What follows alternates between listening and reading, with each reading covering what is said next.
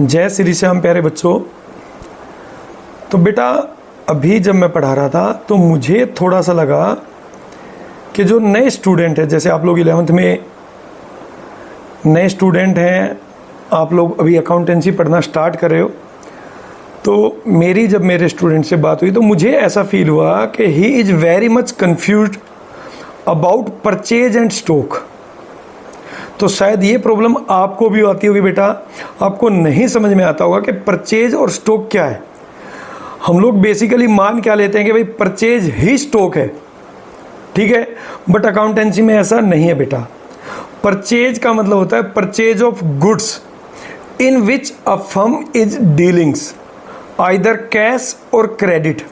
जब जब फर्म जिस गुड्स में डील कर रही है बेटा, ठीक है, जब जब वो उसको परचेज करती है तो वहाँ पर हम परचेज अकाउंट का यूज करते हैं, आइदर कैश और क्रेडिट, चाहे वो फर्म ने उधार खरीदा हो या फिर नकद खरीदा हो, राइट।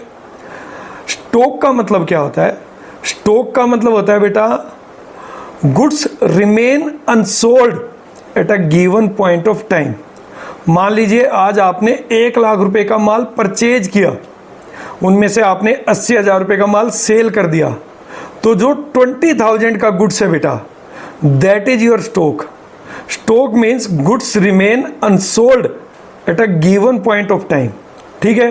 तो स्टॉक हमारा 20,000 है and stock is a part of assets, but जो परचेज है that is of 1 lakh and purchase is the part of nominal account, खर्चों में काउंट करते हैं बेटा।